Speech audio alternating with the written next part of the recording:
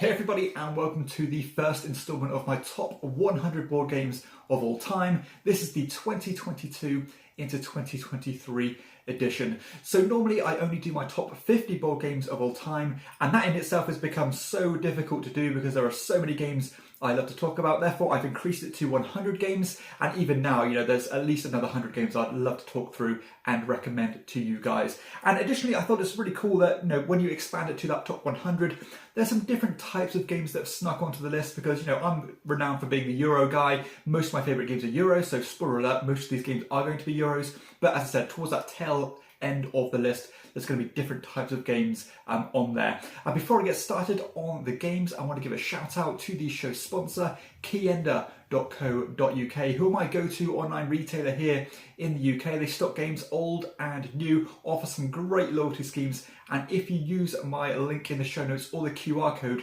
then you can get 5% off your first order. At number 100, I have Air, Land and Sea, which is a bit of an anomaly on this list really, because I tend to steer away from these kind of head-to-head, more conflict-driven style games, but Air, Land and Sea completely ignores that, and it's just really broken through for me. I think this game is so well designed. I love the meticulous interactions between all the different cards.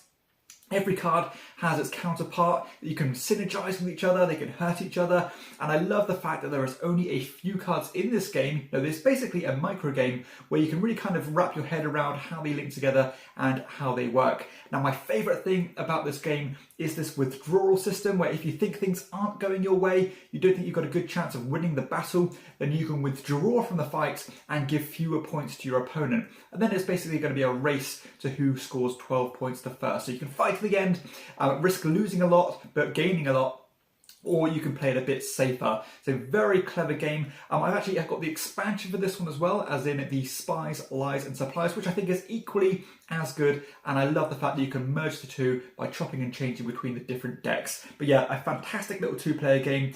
Just very precise and concise, and gets my full recommendation. So that is Air, Land and Sea at number 100. At number 99, I have No Thanks, which has fallen quite a few places from number 71 last year, but it has spent a whopping 4 years on my top 100. Now, I find games like No Thanks very difficult to rank because sometimes games become so familiar and so comfortable to play that they're quite hard to contrast against other things. This is always a game I can go back to, so easy to remember, and you can explain this one to near enough anybody.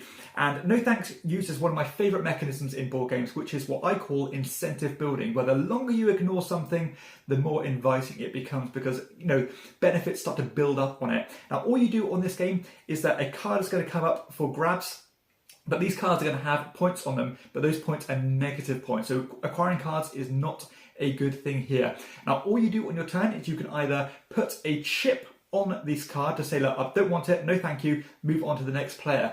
Or you can choose to take that card along with all the chips that have been used or placed on that card by the other players. So sooner or later, there's going to be that straw that breaks the camel's back that says, now is the time to take this card because I'm going to have so many more chips in my hand ready to pass on future cards. Just a genius mechanism. It's the purest form of this mechanism being used, and therefore it really does still hold its own despite being so simple. Love this one. Borderline essential for me. That is No Thanks at number 99. At number 98, I have Antique 2, which is the first new game on the list. Now, Antique 2 is designed by Mac Gert, who is renowned for his use of the rondelle in his games. Normally, he makes more Euro-style games. Now, Antique 2 has a lot of Euro-style elements to it, but it's a Euro war game hybrid. And, I don't really play many games like that, but I love the way that this game works because, normally war games are a bit vast. They have a lot of fiddly rules, lots of rules exceptions and things. But Antique 2 manages to eliminate all of that and just embed it all in that rondelle system where you're taking one of those actions, producing resources, producing troops, moving, etc. So very easy to digest and explain to anybody, but it still has that depth and choices to be made. I also love the fact that the combat in this game is purely deterministic. There's no swings of fortune, there's no dice rolling or anything like that. That stuff is a big no-no for me. So the fact that I can have a wargame experience but still be very deterministic is great. Now, I don't always fancy playing games like this because it is still very confrontational. You are destroying other people's things. But again, I love the fact that most of the conflict is standoffish. You are building up fortifications, stopping people from invading you, and just not inviting them doing it, rather than just being a smash mouth style game. But very clever, very nuanced, and again, very simple considering how much is going on here. So that is Antique 2. At number 97, I have my second new game on the list. This is Witchstone by Dr. Rainer Knizia. So Witchstone for me is one of those games that just feels satisfying. The way that you can combo these turns together to get bigger and bigger rewards and do more on your turns is just fascinating. I tend to enjoy those styles of games. And I love the way that the core mechanism in this game has this puzzly aspect to it as you're placing these double-ended tiles on your player map. And the more you link these tiles together by matching the actions, the bigger amplified version of these actions you get. And essentially these actions are a bunch of mini games. You're flying around this rondel, collecting points as you go, climbing up this magic wand and hitting different scoring criteria, building up a network, getting in-game scoring cards, etc. But again, it's all tied together through that puzzle, which I love. Funny enough, this game would actually rank a lot higher if it wasn't for another game coming out shortly after this one, which also gave that similar feel of bigger rewards, bigger turns, and stringing a bunch of actions together. But this one is still great, production's great, looks fantastic. That is Witchstone at number 97. At number 96, I have Wits and Wages. So this game has actually been on my top 100 list for 4 years now and has fallen from number 74 last year. However, it has ranked as high as number 34. Now, Wits and Wages is one of my favourite party games of all time, and it's a trivia game, which is normally a bit of a red flag for a lot of people because normally there's someone in your group who's very good at general knowledge and will just win by default. However, Wits and Wages completely nullifies that because you can actually bet your winnings on other people getting the answer right. So even if you don't answer a single question right for the whole game, you still have a fair shot of winning, which is a great twist and completely evens the playing field. It has this real kind of high-octane Las Vegas feel to it, as the more wild your guesses are, the better odds you're going to get, because all of the questions in this game are number-based, so it's all these kind of guesstimates rather than getting an answer, right or wrong. And it's just a brilliant experience, one you can teach to almost anybody, and it just works, and it feels like a timeless kind of classic game. So that is Wits and Wages at number 96. At number 95, I have another party game with telestrations. So telestrations, another game that's lingered on my list for a long time now. 5 years it's been in my top 100, number 73 last year, but has been as high as number 41. But I don't think there's ever been a game that's made me laugh as much as telestrations has. This is a drawing style game where you're going to draw something on these dry erase boards. It could be completely made up from your head, or you can use one of these preset cards if you want to. And then as soon as you finish your drawing, you're going to pass them on to your player on your left, and then they're going to write what they think you've drawn, and then that's going to pass on to the next player, and then they're going to draw what they've written, and so on. So it's like this game of telephone or Chinese whispers, where the kind of waters are getting muddied and muddied as it goes on, and before you know it, the concept has kind of diverted so far away from the original idea when it's just hilarious. You can go so wrong on this one, and this is one of those games where the worse you are at drawing, the more fun it is, because when you introduce this to somebody, they kind of roll their eyes thinking, oh, I'm rubbish at drawing, therefore this game isn't going to be fun, where in fact that actually makes the game a hell of a lot better. They're great for family occasions, festivities and things like that. Telestrations, sublime party game, another one that's completely timeless in my opinion. At number 94, I have Vasco de Gama. This is a pure, dry, dusty beige Euro, but it has some awesome concepts in this game, particularly when it relates to the player initiative, because before you do anything in this game, you're going to draft these initiative tokens. The lower means you get to resolve your action quicker. Obviously, the later the actions, or the higher the number, the later you're going to resolve your action. However, the lower you go, you are risking spending money to the bank, and that money is going to be a tight resource in this game, and it can actually end up costing you quite heavily if you don't get it just right. So I love that tension of, you're always on a knife edge thinking, I really want to go first here, but let's hope that the money doesn't change and I'm going to have to spend money I don't have or that I'm not prepared to spend. The rest of the game is pretty standard stuff. You're getting crew and ships, sending them off to seas and voyages to score victory points, but it's all held together through that extremely unique initiative system, which I think is just brilliantly executed. So that is Vasco de Gama at number 94. At number 93, I have QE. Now this is a fascinating game that spent 3 years on my list now and was ranked number 64 last year. I'm not even sure if I played this game this year, but I'd love to, because this is quite a cool hybrid between a thinky set collection style game, a bidding style game, but also has this kind of party feel to it, as every round there's going to be an industry that comes up for sale or some kind of company, and then on your dry erase sheets you can write any sum you want. You can bid as high as you want, because you don't actually have money in this game. You have a blank checkbook, if you want to put it that way. But the twist on this game is that, yes, the highest bidder is going to win this lot, but if you spent the most money by the time the game finishes, then you're going to be automatically disqualified from winning.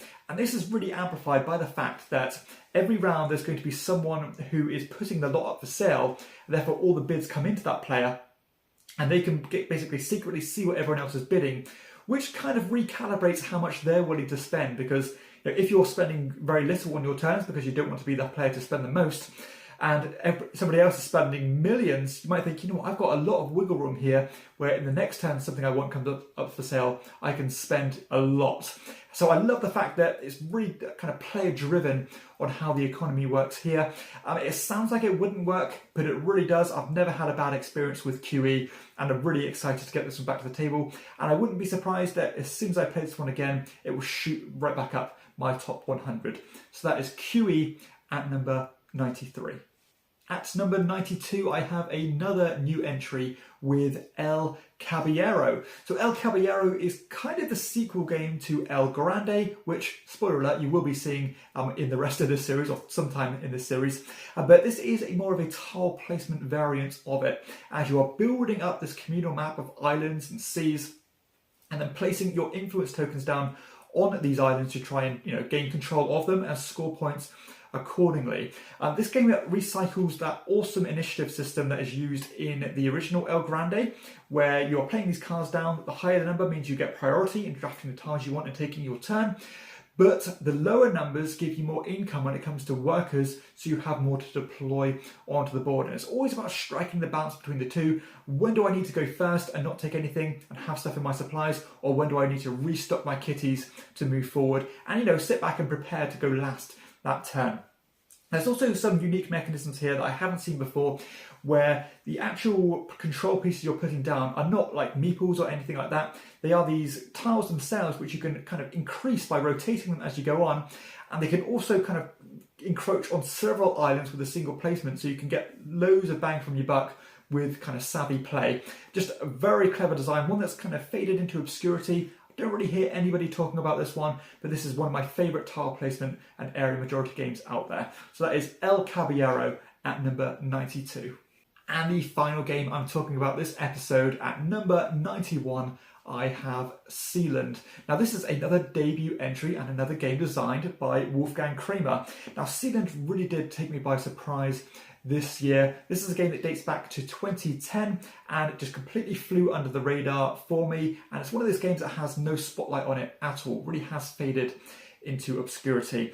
But I love the way this game works. It's a tile placement area majority style game, very abstract in its nature, but essentially you are traveling around this rondel collecting tiles, placing them on the board, and these tiles are going to come in two different types essentially. You've got these seeds and things you can harvest, as well as the windmills that are going to be your pieces that gain the influence from those seeds and will give you points. But I love the way that the money and economy is used in this game, because you don't actually have physical coins that you can spend. Your money is always related and is tethered to the other players, because there's like 5 coins you can collect, and the more you spend, you're going to go to the front of this row of coins. But that row of coins isn't going to be replenished until the people at the back have spent that money as well. So if somebody is really being quite frugal, that can leave the people at the front in quite a tight position and really restrict their options when it comes to drafting from the rondel. This is a mechanism I've never seen before. I think it's brilliantly executed.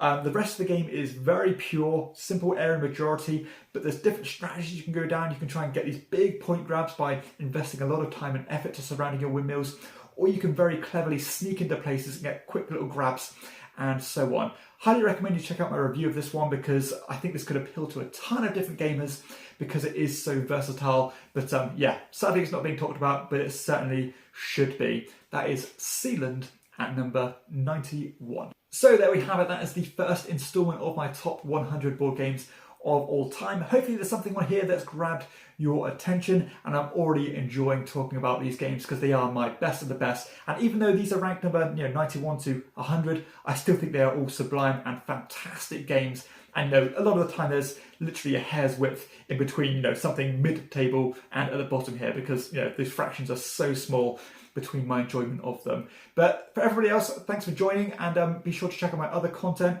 as well as liking the video and subscribe to the channel. But for everyone else, I'll see you next time on Chairman of the Board. Bye bye.